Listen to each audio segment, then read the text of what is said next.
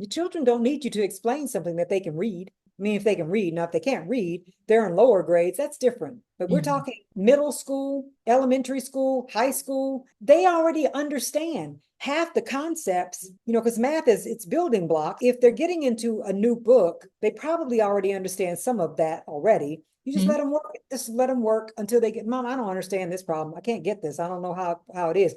Or they're going to work it and think they understand it. And when you grade it, you're going to figure out, you don't understand it. And Right. now I know we need to work on that. This just revamped my whole thinking of homeschooling structure.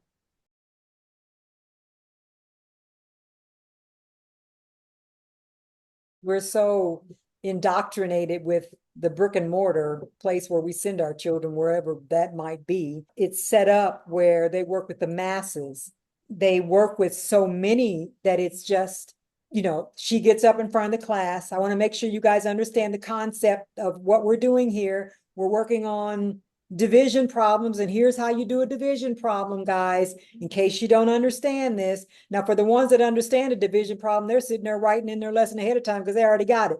For the ones that don't understand it, they're sitting there trying to remember, well, okay, how do we do this? Okay, I'm looking at this. I really don't get it, but I'm going to try it anyway. And they all are working at their own pace. And some of them are getting bored because they already understand it. And it's like, I got to wait for you to teach Jack Right. over here who has no clue what he's doing, but you got to tell it anyway. Waste these 15 minutes of my time where I'm still working on my lesson ahead of time. For the ones that really got it, the ones that don't have it, they won't get it until next week because you really need to work with them because Right. they don't get it. But you're wasting 20 minutes of time. First of all, you have to do roll call. Everybody here? Oh, who's not here? Where'd he go? Is he in the bathroom? All right. Well, okay, he's not here. Let me mark down that he didn't come to school today. And then we're going to work on this lesson and spend 15 minutes of my time again, in addition to the 10 that we already spent on roll call, just to tell you what we told you yesterday to make sure that you have it today and know that your lesson requires you to do this.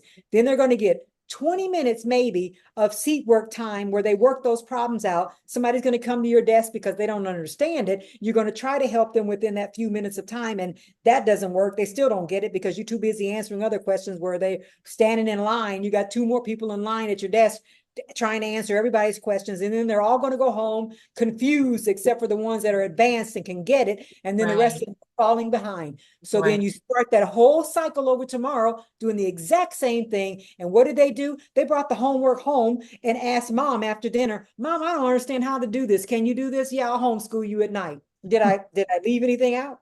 Nope. The way it is. And you're home educating them anyway. Anyway. Right. They're just spending their time at school, not taking away anything from the teacher because she's doing her job. And she's doing a great job at what she's doing. It's just Mhm. many of them that don't get it. Not her fault. You can't Right. blame the teacher. It's too many. She's just following the system. Now I know I need to check my state's law to see how to navigate the homeschooling here. I'm just curious to know, does something have to be reported on a yearly basis, quarterly basis, and in terms of their progress? No, not that I know of. You have to check your state, but I doubt. My state was different, but most of the people that I knew, and I have checked other states, especially when I'm trying to teach this, coach people in this. Generally speaking, the law for the majority of the states are child has to be in school 176 days a year. The child must learn the subjects that are required, which are math, English, science, all of those subjects that are required. During that process, you can set your school up how you want. You just have to make sure they're learning that. Some states do require that in order to teach, you have to have a degree. I have always told parents that because home education is very broad and it's set up by the parent, that you can partner with the person that has a degree to help you with your home education and set it up how you want it to be set up. And there are some tweaks that I help people with in that process Gotcha. in order to get set up where you can home educate.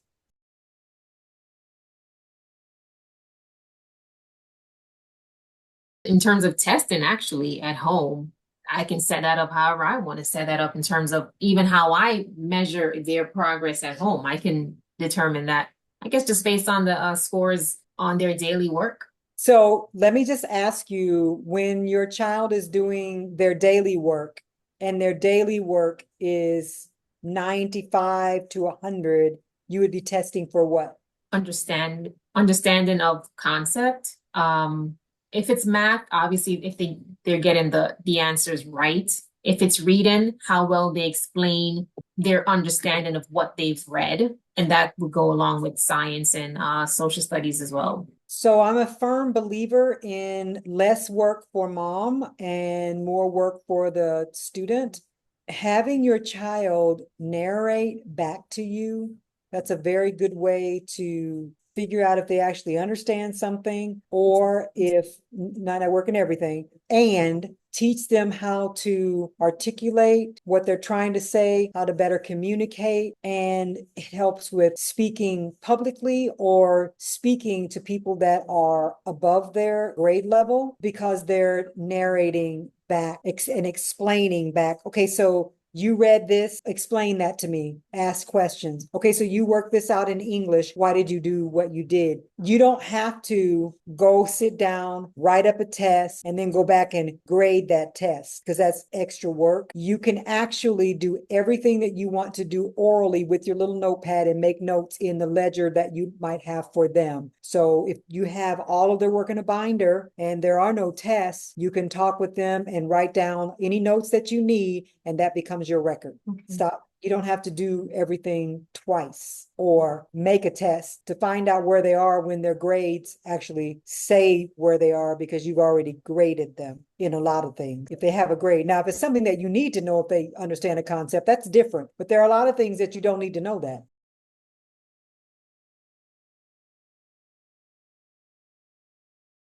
Now, I know for you, having six children, socialization was not an issue because they had their siblings to socialize with. Not that that's going to be at the top of the list, but I know that that may be a question that may come my way from particularly my older daughter, for example. She would want to know, well, how am I going to make friends? How am I going to incorporate that aspect of socializing with children their age if it's just the two of them at home? I'm sure they have friends that are already in school. If it's people that you, and I always say this, you approve of their relationship, then you can always, as a mom, I'm sure you have to drive them wherever they go anyway at this age. You can always get, as an incentive for their schoolwork, let them invite a friend every other week, either to your home or, invite a friend where you take them. Most girls like to go to the mall. Let's go grab a bite of pizza. Let's go do a field trip and invite, one of your school friends that you were friends with, or, make a new friend, or it could just be a cousin. My children, yeah, they did have each other, but we were very involved in our church, and there were other home educators that we made sure that we connected with that were like-minded in the way that we wanted to raise our children. If they were so far out in left field with our beliefs,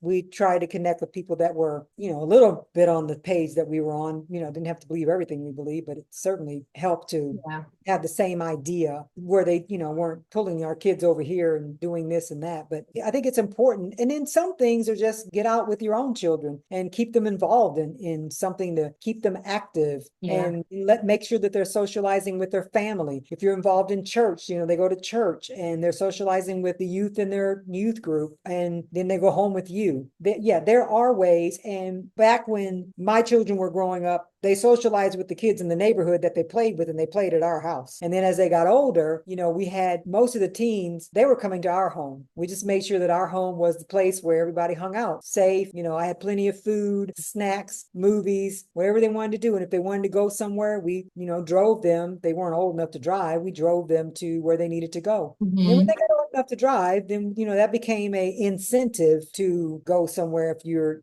getting out. It was always an incentive. It was a privilege. Everything is a privilege. It's a privilege. You don't have every opportunity that I gave my children, it was a privilege for them. They can get their socialization through family. I mean, your children, I want to make this real clear so that you really think about this. Yes.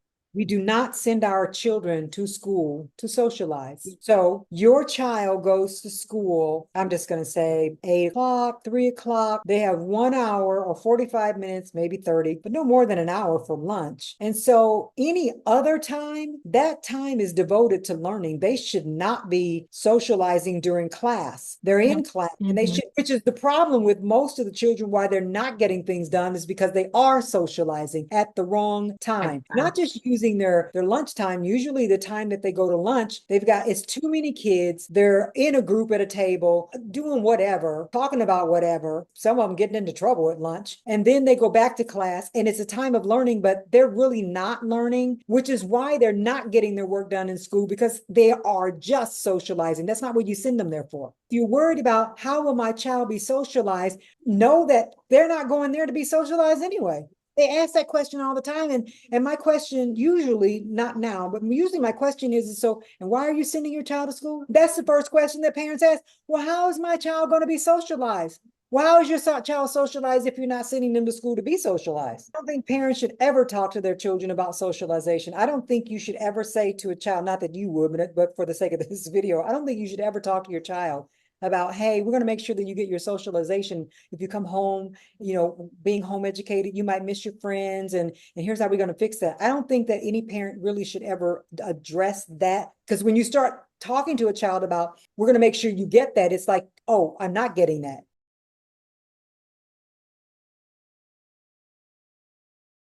So I think the best way to approach that, we're going to start home educating you, because whatever the reasons are that you feel like that you should be homeschooling, whether it's, we see that at school, you're maybe not getting the skills that you need, however you want to word that, whatever the reason is. And then give them incentives. Like, can you imagine what it would be like going to school for just 4 days a week, no homework, going to school 4 hours a day? Can you imagine what it would be like if we don't have to spend the money that we spend at school and you can get that added into your allowance? Something that would be more or less of an incentive, where it's something that they're not getting at school. Right. Not focusing on socialization for the sake of telling them, here's a good way that we'll make sure that you stay with your friends, because you're focusing on the fact that they won't be with their friends. We're going to set the school up where, wow, you're only going to go to school 4 days a week. That's just, who does that? You'll have an opportunity to not go to school on Fridays. So you got longer weekend as opposed to other kids that don't have that. And you'll have more time to do some of the things that you like. I don't know what those things might be. You'll have to figure that out. Set it up where it's more inviting for them, but not having them focus on what they're going to be missing over here. If you can present it in that way, it's better for them, as opposed to saying, well, I know you're going to miss your friends at school, so here's how we're going to try to work that out. Right. I know that it's going to be different for you. You don't talk about you don't talk about any of that. Any of that. Actually, no, you don't ever talk about that. Okay. I know it's going to be hard. Mm. This transition is going to be challenging. I know how it's going to feel. You don't talk about any of that. Here's what we're going to do. We're going to set up a new system. We're going to home educate. Even stating the fact that you guys go to school and start school at 8:30 and go till 3:30, but we're going to set our school up, because I know you like to sleep in. So we're going to set our school up from 10 to 2. You got to work during those 4 hours. Or we're going to set our school up from 9 o'clock to 1 o'clock, or 9 to 2, whatever that is. You get a chance to sleep in a little bit longer, but we're going to incorporate your chores into your homeschool as part of your school. So you don't have to do any chores after school. You don't have to do any chores of the weekend. The weekend is yours and it's free. The only thing I ask is that you stay on top of your studies. If you don't stay on top of your studies, you're going to lose your laptop. You're going to lose your Apple Watch. You're going to lose this, and it'll be taken away, and you'll have to earn it back, because if you can't do your schoolwork, that's part of your pay. So you don't get paid with your little things that are a privilege for you to have. I'm going to take them away if you can't keep up. But I know that you'll keep up, because you got all this free time to do whatever you want to do. I mean, those are incentives, but if you start talking, oh, you're going to miss this, and you're going to miss that, it's not going to work. No homework. My children didn't have homework. They went to school 4 days a week for less hours a day Fridays actually was the day that we did cleaning. They did all their cleaning on Fridays, but you can incorporate that cleaning into their school hours. Even if you do 4 hours of seat work, you can add an extra hour on those 4 days of chores and be done.